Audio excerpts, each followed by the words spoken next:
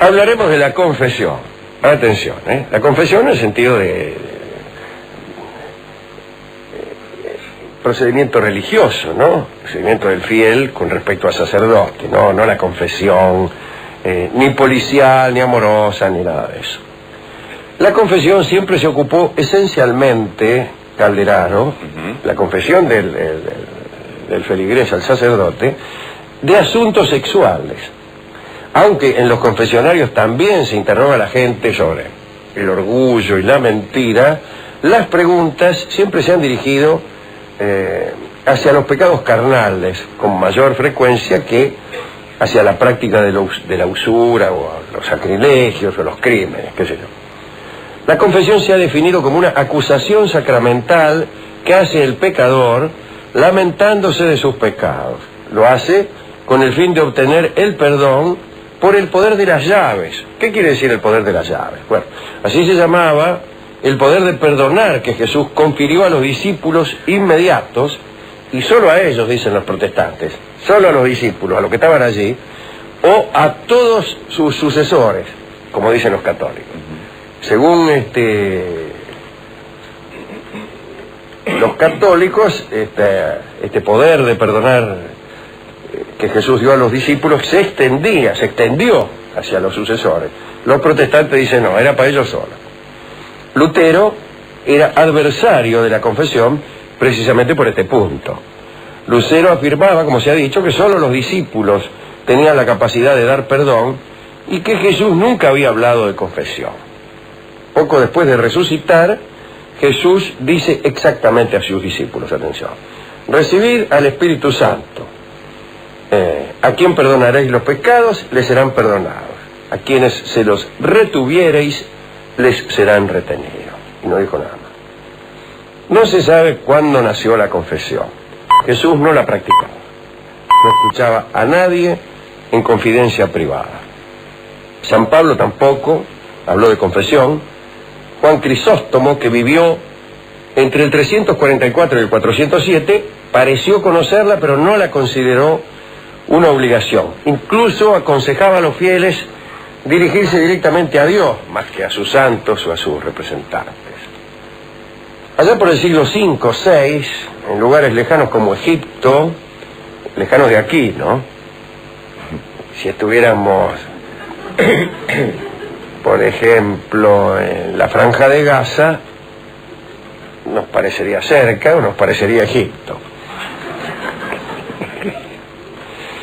Digo, en lugares tan lejanos como Egipto y luego en Irlanda, que también es lejano, al menos de algunos lugares, por ejemplo de Egipto, la práctica de la confesión se fue extendiendo. Al parecer los monjes fueron los que primero la practicaron, porque habían tomado la costumbre de charlar con sus superiores acerca de sus imperfecciones y comenzaron a recibir la indicación de una penitencia. Con ese proceder se sentían los monjes revigorizados y reconfortados. La confesión era como un nuevo bautismo que les permitía reconciliarse con ellos. Nacieron poco después los penitenciales, ¿no?, para confesar al pueblo y aplicar unas penas adecuadas según los pecados dichos. Eran respuestas codificadas. Para cada error había una penitencia.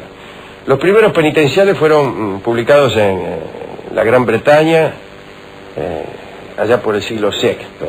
Los de San Vinián, San Colombano, los de Beda, el Venerable, los de Egberto. Después aparecieron los penitenciales francos y germanos. En un principio, la ceremonia de confesión era pública, no era obligatoria, como si la obligatoriedad fuera el antónimo de la publicidad. En el siglo X, por ejemplo, se sabe de obispos que andaban de ciudad en ciudad convocando a voz en grito a los criminales para que se acercaran a cambiar su pecado por penitencia, y así perdonaban en las esquinas.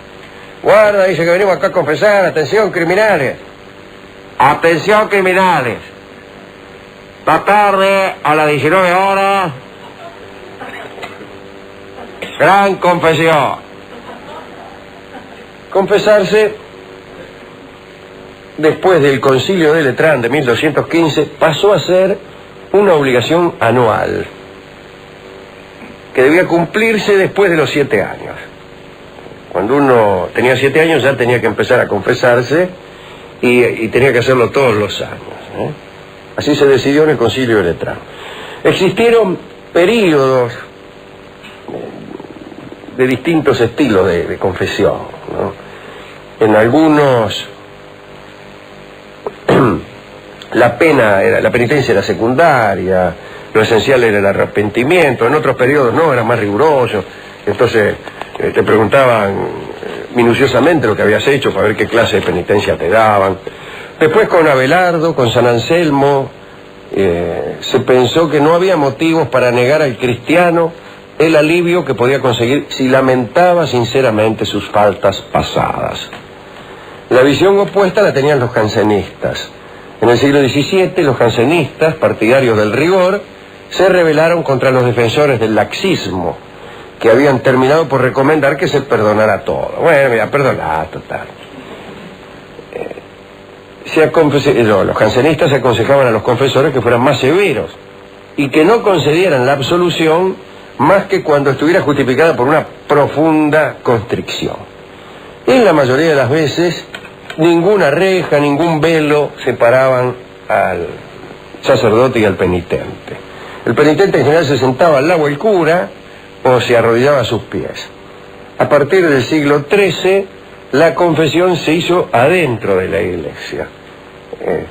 Y se prefería que sucediera en un lugar apartado y solitario, para que no anduvieran cogoteando, ¿vio cómo es? Uno va a confesar, padre, usted no sabe lo que pasó con mi cuñada, y vienen todos ahí, ¿no? El confesionario, tal como lo conocemos, ese mueble, no apareció hasta mediados del siglo XVI, es bastante tardío, ¿no? Y su difusión fue muy lenta. Hubo al principio una gran resistencia de los religiosos que no se querían meter en aquellos roperos sofocantes, ¿no? Recién en 1565, en Valencia y en San Carlo Borromeo, en Italia, se impuso la utilización del confesionario. En 1614, desde Roma, se ordenó su empleo en todas las iglesias. Se prohibió, salvo para la confesión última, ¿no?, cualquier sustituto de este mueble. Antes del confesionario existían rejas de mano, pues una reja traían, ¿no?, o pañuelos, o ligustros, qué sé yo. No estaría mal un negocio de fabricación de confesionarios, ¿no? Y con distintos estilos, estilo francés, inglés, Luis XV, y ya vio estos renovadores de la iglesia con confesionarios de fórmica. De acrílico. Una pequeña historia para terminar. Allá en el año 1670, el jesuita Gil de Salcedo tomaba confesión a Leonor de Mendoza. La mujer, que era muy bella, contaba cada semana, cada vez que iba, sus faltas, que eran siempre faltas de amor, ¿no? Tenía una vida disoluta, si me permite la expresión. Salcedo le indicó penitencias, al principio fuertes, pero después fueron cada vez más benignas. Cada vez que venía Leonor con un nuevo pecado, el jesuita enseguida la perdonaba, ¿no? Pero esta indulgencia del jesuita se hizo llamativa, incluso para la propia Leonor, ¿no?, que creyó que más que penada era acompañada graciosamente en cada una de sus faltas. Y un día Leonor se presentó otra vez en confesión, y Gil de Salcedo, el confesor, le advirtió que era él quien debía confesar algo. Le dijo que se había enamorado de ella.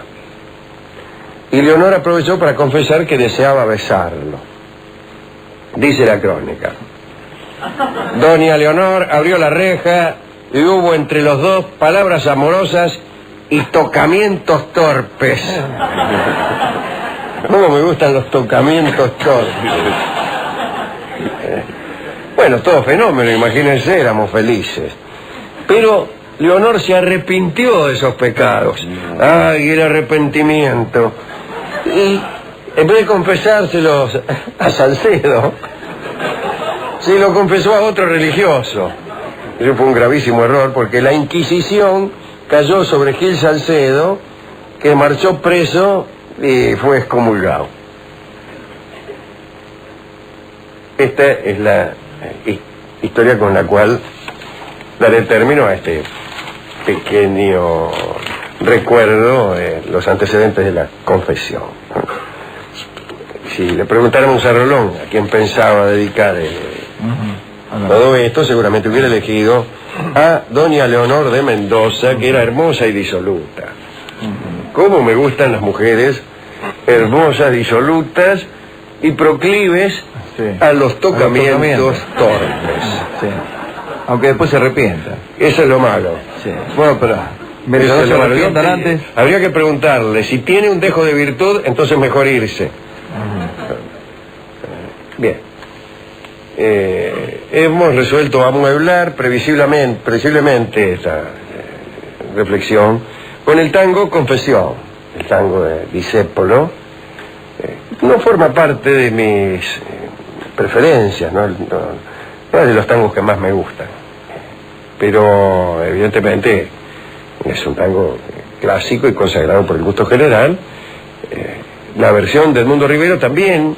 Edmundo Rivero es un gran cantante que siempre está aquí, pero nótese que nosotros siempre lo pasamos con guitarras. Cierta clase de canto, que es muy respetable, muy artística, no forma parte de los hábitos de la venganza. Pero hoy, como era tan evidente la rima, casi de tan evidente no era rima, porque rimar confesión con confesión justamente no es una rima, es lo contrario de una rima, ¿no? Es una metáfora que de tan cercana es inútil. Confesión canta Edmundo Rivero.